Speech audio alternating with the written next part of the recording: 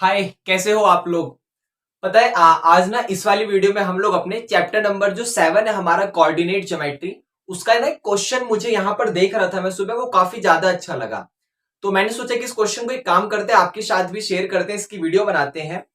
तो क्वेश्चन आप लोग की स्क्रीन पर ऑलरेडी चल रहा होगा, सीधा बिना किसी उसके क्वेश्चन को स्टार्ट करते हैं। आइए देखिए क्वेश्चन क्या है।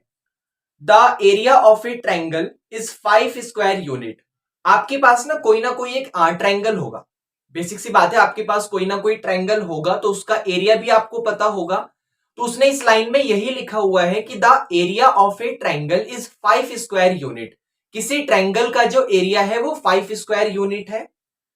Two vertices of the triangle are 3, -2। आपके पास उस देखो वर्टिसेस मतलब होता है जो उसके कॉर्नर पॉइंट्स नहीं होते उसको हम लोग वर्टिसेस कहते हैं। जो कोना होता है ट्रायंगल का, जहां से ट्रायंगल मुड़ता है, उसकी लाइंस मुड़ती हैं, उसको वर्टिसेस कहते हैं, कॉर्नर को। तो two vertices of this triangle are 3, -2 and 2, 1। उस ट्रायंगल के दो वर्टिसेस आपको दिए हुए हैं, वो दोनों पॉइंट आपको पता है, 3, -2 और 2, 1। एंड द थर्ड वर्टिसेस, और जो थर्ड वर्टेक्स है, मतलब जो थर्ड वाला पॉइंट है, लाइज ऑन y - x = 3। और जो थर्ड वाला पॉइंट है वो एक लाइन पर लाई करता है। एक लाइन पर लाई करने का मतलब वो थर्ड वाला पॉइंट इस y - x = 3 को सेटिस्फाई करता है। मतलब जो भी थर्ड वाला पॉइंट होगा उसके y में से अगर x को माइनस कर देंगे तो रिजल्ट हमारे पास 3 आएगा। तो फाइंड द थर्ड वर्टेक्स। तो बताओ थर्ड वर्टेक्स क्या है। क्वेश्चन की कहानी ना काफी ज्यादा सिंपल है।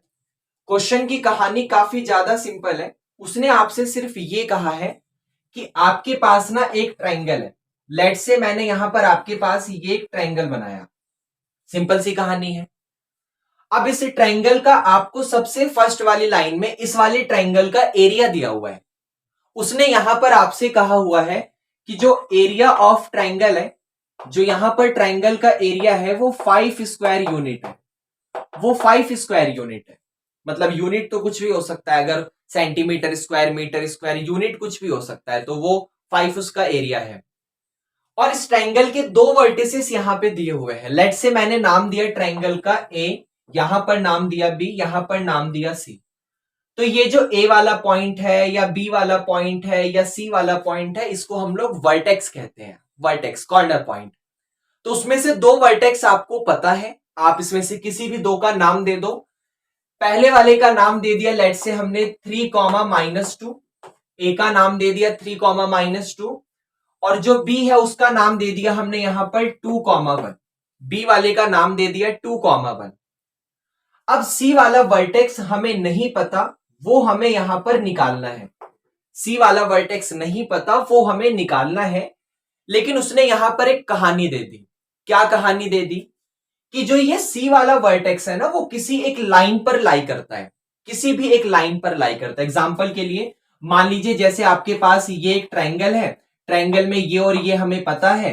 तो ये सी वाला पॉइंट हो सकता है इस लाइन पर आ रहा हो सकता है इस लाइन पर आ रहा हो सकता है इस लाइन पर हो सकता है इस लाइन पर हो। क्योंकि किसी पॉइंट से तो इनफाइनाइट मैनी लाइन ड्रॉ करी जा सकती है, किसी एक पॉइंट से तो बहुत सारी इनफाइनाइट मैनी लाइंस ड्रॉ करी जा सकती हैं। तो उसमें से ही कोई ना कोई एक लाइन होगी, कोई ना कोई एक लाइन होगी। लेट से मैंने यहां पर नाम दिया कि ये एक लाइन है। बहुत सारी लाइंस हो सकती हैं, वो हमें भी नहीं पता, वो आपको भी नहीं पता। तो हमने लेट कर लिया कि वो लाइन कुछ ऐसी होगी। और इस लाइन की इक्वेशन आपको दी हुई है y - x = 3। इस लाइन की इक्वेशन आपको दी हुई है y - x = 3। अब जरा कहानी को समझिए।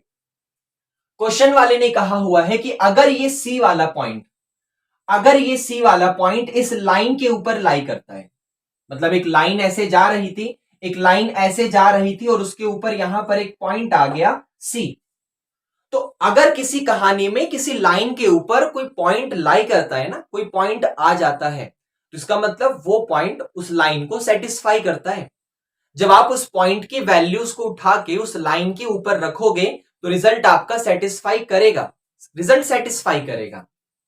तो वैसे ही अगर सी इस लाइन के ऊपर आ रहा होगा तो सी के जो भी कोऑर्डिनेट होंगे, सी के जो भी कोऑर्डिनेट होंगे वो कोऑर्डिनेट इसको सेटिस्फाई करेंगे। अब इसको सेटिस्फाई का मतलब उस कोऑर्डिनेट के y में से अगर x को माइनस कर दूंगा तो आंसर 3 आएगा। अब हमें वो वाला कोऑर्डिनेट नहीं पता, वो वाला वर्टेक्स नहीं पता, क्योंकि उसने वही तो पूछा है कि बताओ वो कौन सा पॉइंट है जिसके आप y में से x को माइनस करो और रिजल्ट 3 आ जाए, वो नहीं पता। तो आप यहां पर नाम दे दो, आप लेट कर लो कि जो वो वाला कोऑर्डिनेट है वो x कॉमा y है। भाई पहले x का कोऑर्डिनेट लिखते हैं फिर y का कोऑर्डिनेट लिखते हैं, क्योंकि x इनपुट का काम करता है, y आउटपुट का काम करता है। तो अगर y में से x को माइनस करने पर 3 आ रहा है और वो कोऑर्डिनेट आपको नहीं पता, तो आप उस कोऑर्डिनेट का नाम x कॉमा y दे दो। अब उसी x और y की वैल्यू हमें यहां पर निकालनी है। क्वेश्चन की कहानी काफी सिंपल है कि भाई आपके पास एक ट्रायंगल है, ट्रायंगल का एरिया आपको पता है 5 स्क्वायर यूनिट, ट्रायंगल के 2 कॉर्नर पॉइंट वर्टेक्स पता है, तीसरा नहीं पता, लेकिन तीसरा किसी लाइन के ऊपर आ रहा है। तो अगर वो थर्ड पॉइंट किसी लाइन के ऊपर आ रहा है तो वो थर्ड पॉइंट उस लाइन को सेटिस्फाई करेगा। उस लाइन की इक्वेशन थी y minus x is equal to 3, मतलब y में से x को माइनस करने पर 3 आएगा। इसलिए मैंने यहां पर जो c है उसका कोऑर्डिनेट x कॉमा y दिया। आप a कॉमा b दे दो, आप c कॉमा d दे दो, p कॉमा q दे दो, नाम से तो कोई फर्क नहीं पड़ता। ओके, तो अब हमें यहां पर इस x y की वैल्यू निकालनी है। अब जरा कहानी को ध्यान से समझिएगा। कहानी में आपको यहां पर तीनों वर्टेक्स पता चल गए।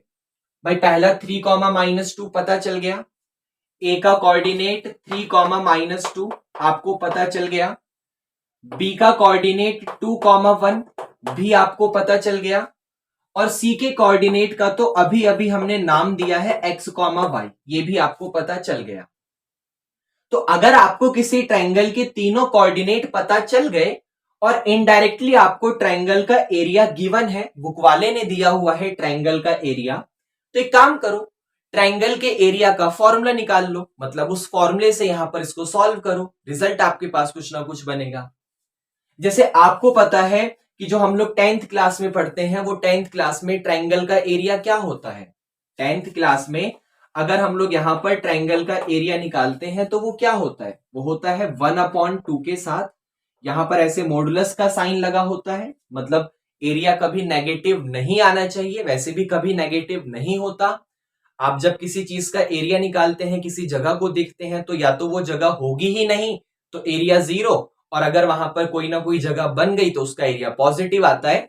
तो उसी चीज से हम लोग बचने के लिए यहां पर एक ऐसा सिंबल लगाते हैं मॉडुलस टाइप का, एक ऐसा सिंबल लगाते हैं मॉडुलस, इसको बोलते हैं मॉडुलस टाइप का।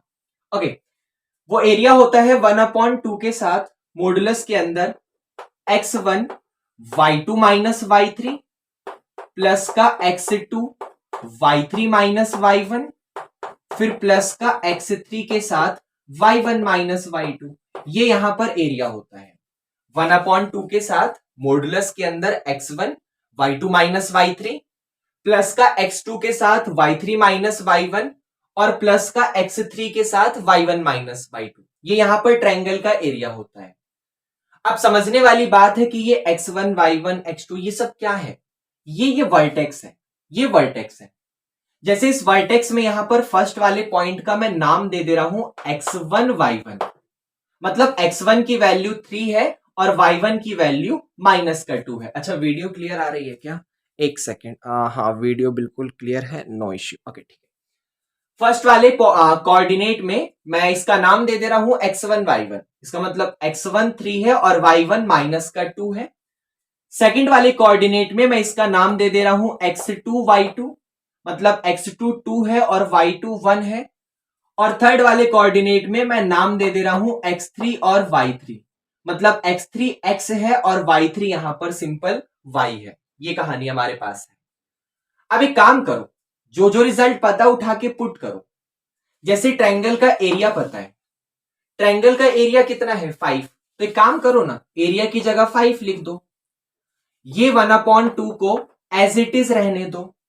मॉडुलस के अंदर जरा x1 देखो, x1 क्या है, x1 आपके पास 3 है तो यहां 3 लिख दो, ब्रैकेट में y2 माइनस y3। अब y2 क्या है, y2 हमारे पास 1 है और y3 क्या है, y3 हमारे पास y है। तो 1 में से y को माइनस कर दो, तो यहां 1 माइनस वाई हो जाएगा। फिर प्लस का x2, अब x2 का मतलब यहां 2 है, तो x2 की जगह 2 आ जाएगा। फिर ब्रैकेट के अंदर y3 माइनस y1, अब y3 फिर से y है, तो यहां पर y लिख दो। माइनस का जो y1 है वो आपके पास यहां पर माइनस का 2 है, देखो ये वाला माइनस एज इट इज, और ये वाले y1 की जगह फिर -2 आएगा, तो डबल माइनस आ गए, और डबल माइनस मिलकर आपके पास रिजल्ट प्लस का हो जाता है। फिर यहां पर प्लस का x3, अब x3 का मतलब आपके पास ये x है, तो x को एज इट इज रहने दो, और यहां पर y1 माइनस y2। अब जो y1 है वो आपके पास माइनस का 2 है, तो यहां पर माइनस के 2 के साथ माइनस करो y2, और y2 का मतलब आपके पास 1 है, तो यहां पर 1 आ जाएगा, और ये कहानी आपके पास है। मतलब जो जो वैल्यूज थी उसको उठाया हमने यहां से और यहां पर पुट कर दिया, और अब इसको बस सॉल्व करेंगे।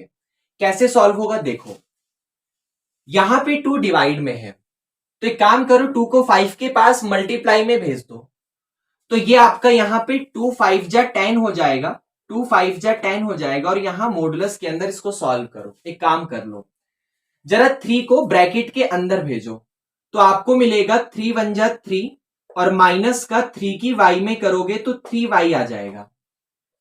एक काम करो यहां से 2 को अंदर भेज दो, तो क्या मिलेगा, तो जब आप 2 को अंदर भेजोगे तो यहां पर 2y के पास जाके 2y हो जाएगा, और ये वाला 2 के पास जाके 4 हो जाएगा।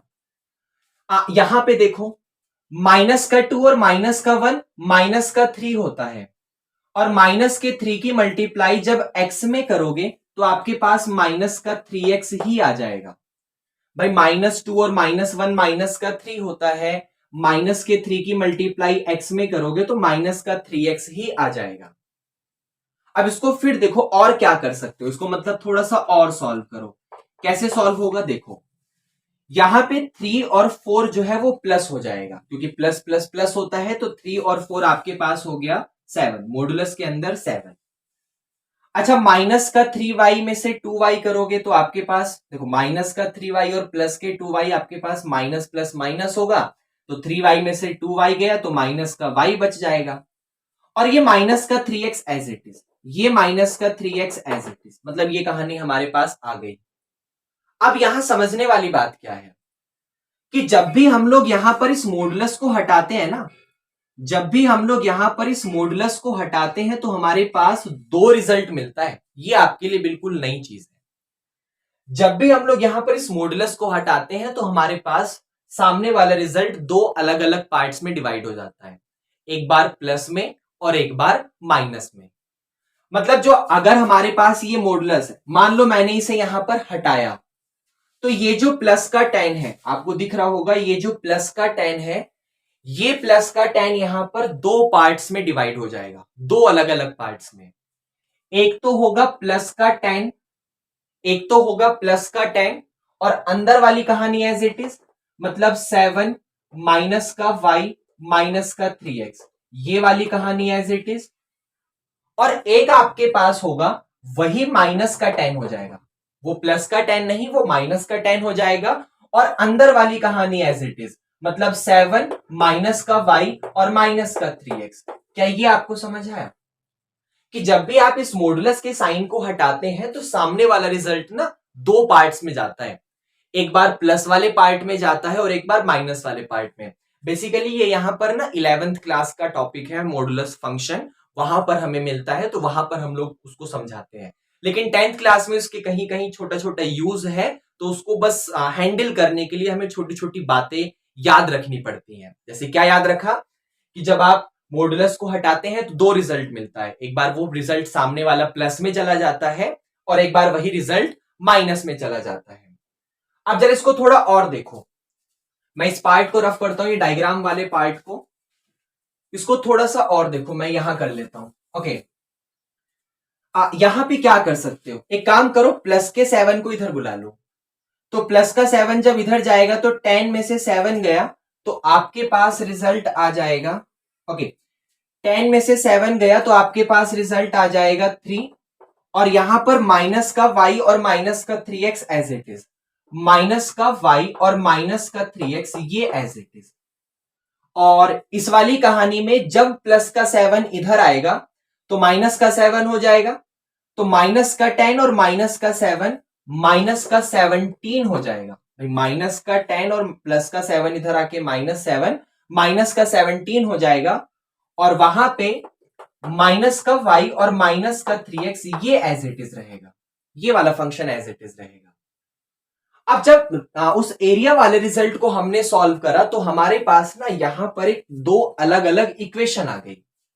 अब इन दोनों अलग अलग इक्वेशन का क्या करना है, तो देखो ये इक्वेशन आई है क्योंकि जो सी वाला पॉइंट था, जो सी वाला कोऑर्डिनेट था, उसका नाम हमने x, y दिया था, उसी की वजह से हमारे पास ये इक्वेशन आई है। अब वो जो सी वाला कोऑर्डिनेट है वो किसी ना किसी लाइन पर सेटिस्फाई कर रहा है, मतलब किसी ना किसी लाइन पर आ रहा है। तो उस जरा लाइन को पकड़ो, वो लाइन कौन सी है? वो लाइन है आपके पास y minus x is equal to 3।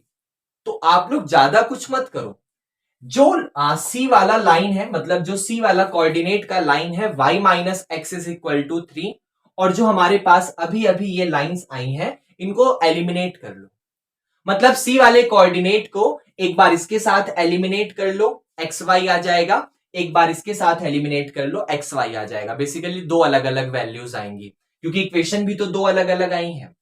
तो हम लोग यही करेंगे। सबसे पहले मैं यहां पर इस वाली इक्वेशन को पकड़ूंगा, इस वाली इक्वेशन को पकड़ूंगा और इसको एलिमिनेट करूंगा उस सी वाले कोऑर्डिनेट के साथ, तो एक्स और वाई आ जाएगा। जैसे देखो y minus x is equal to 3 है, y minus x is equal to 3 है। जब सॉल्व करूंगा तो माइनस वाई से प्लस वाई गया, ये +3 और +3 आपके पास 6 हो जाएगा, ये -3x और -x आपके पास -4x हो जाएगा। -4 को डिवाइड में लाओगे तो x की वैल्यू आ जाएगी -6/4, और -6/4 मतलब -3/2, क्योंकि इसको 2 से उड़ाया तो 2 3 जा 6 और 2 2 जा 4, तो x की वैल्यू -3/2 आ गई। अब इस x को उठा के कहीं भी पुट कर दो, y आ जाएगा। लेट से मैंने यहां पर पुट करा तो y माइनस के साथ फिर आप x की जगह -3/2 करोगे तो डबल माइनस मिलकर प्लस हो जाएगा, और is equal to 3 as it is. अब प्लस के 3/2 को उधर ले जाओ तो रिजल्ट आपके पास -3/2 हो जाएगा, और आप लोग इसको जब सॉल्व करोगे तो 2 3 जा 6 में से जब 3 जाएगा तो y भी आपके पास यहां पर 3/2 आ गया। मतलब एक बार हमारे पास जो कोऑर्डिनेट था ना x, y, वो आया है -3/2, 3/2। एक आंसर तो ये आ गया कि x की वैल्यू भाई -3/2 है और y की वैल्यू +3/2 है। और यही काम हम लोग यहां पर इस दूसरी वाली इक्वेशन के साथ करेंगे। दूसरी वाली इक्वेशन है माइनस का 17 इज इक्वल टू माइनस का y और माइनस का 3x, ये दूसरी वाली इक्वेशन है। और वही दूसरी वाली इक्वेशन का जो ये है वो है आपके पास y minus x is equal to 3। C का जो कोऑर्डिनेट है वो जिस लाइन पर लाई कर रहा है वो है y minus x is equal to 3। आप सॉल्व करोगे तो माइनस के y से प्लस का y गया, माइनस के 17 में 3 को प्लस कर दोगे तो माइनस का 14 आ जाएगा, और माइनस के 3x और माइनस एक्स को करोगे तो माइनस का 4x आएगा। अब कहानी में माइनस से माइनस गया, एक काम करो इसको 2 से उड़ा दो, तो 2 से उड़ाओगे तो 2 7 जा 14 और ये 2 2 जा 4, 2 को नीचे ले आओ तो x की वैल्यू आ गई 7/2, x की वैल्यू आ गई 7/2। 7/2 को उठा के या तो यहां पुट कर दो या यहां पुट कर दो। लेट से मैंने यहां करा तो y माइनस एक्स की जगह 7/2 इज इक्वल टू 3 है, -7/2 को वहां भेज दो तो रिजल्ट आ गया 3 + 7/2। इसको सॉल्व करोगे तो 2 3 जा 6 और 6 में 7 प्लस करोगे तो रिजल्ट आपके पास आ गया 13/2।